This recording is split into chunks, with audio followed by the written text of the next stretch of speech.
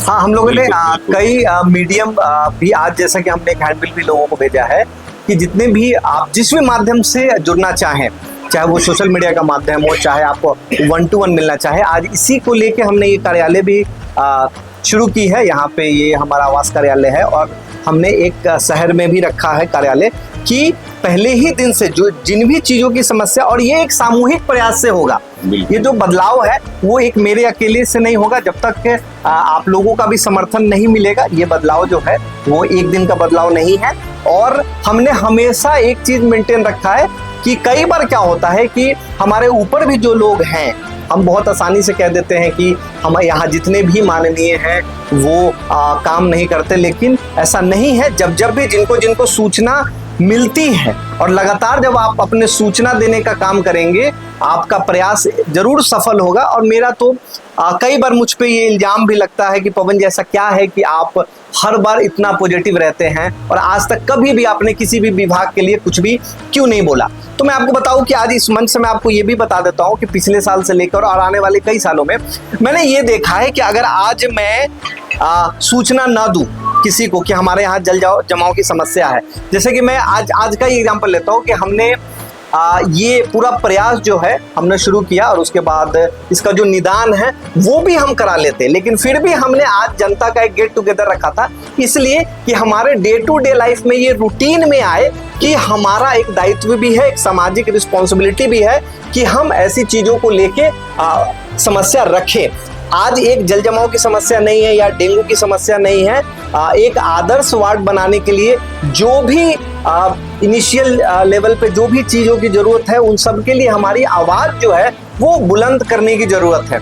ये आज जो ये शुरुआत हमने इसलिए की है कि हमें जनता में विश्वास बने कि चीज़ें रखनी पड़ती है, बोलनी पड़ती है और उसका परिवर्तन होता है। परिवर्तन एक दिन में नहीं होता और अगर एक सही और योग्य परिवर्तन चाहिए तो आपको खड़ा होना होगा। देखिए, मुझे भी पता है कि पानी कहाँ कहाँ लगता है, हमें भी जो करना था और जिन लोगों से करवाना था वो हमने कर दिया था। और ये कल सबको आज शायद पेपर में भी आया होगा, आपने पढ़ा भी होगा, कल 4.5 घंटे की बैठक हुई और उसमें कई चीज़ें निकल कर आई है। और आगे भी मैं ये तो मैं कहता हूँ कि मैं पूरा विश्वास दिलाता हूँ कि अगर मेरे पास जितना सूचना है कि जहाँ जहाँ पानी लगा है या वो लगता है वो तो मैं कराऊंगा। मैं आज चाह क्या रहा था कि जहाँ ऐसी जगह जहाँ छोटी छोटी गली है वहाँ से निकासी नहीं हो पा रही है, या आज नाला साफ जो होना चाहिए था वो क्यों नहीं हुआ। आज सब बोलेंगे कि नाला साफ नहीं हुआ, 4 साल हो गया, 6 साल हो गया, 7 साल हो गया, लेकिन मैं कहूँगा कि क्या आपने आधिकारिक रूप से अगर नहीं हो रहा इतने टाइम से आपको पता चल गया कि नहीं यहाँ 7 साल में 10 साल से या 4 साल से नाला साफ नहीं हुआ, तो आपको तो ये पता है। तो एक नया प्रयास ये करना है कि आपको वो लिखित रूप में नगर परिषद को देना था, माननीय विधायक जी को देना था, या जो भी लोग, अब तो हम सांसद की भी बात करेंगे। मैंने चिराग जी से भी बहुत, जब ऑफिशियली जब ऐसे तो हम लोग ऑफ कैमरा बहुत मिलते थे, जब भी मुझे मौका मिला ऑन कैमरा मिलने का, मैंने चिराग पासवान जी से बहुत स्पष्ट रखा। मैंने कोई ऐसे सवाल उनसे नहीं किए जहां पूरे देश की मीडिया उनसे कर रही थी।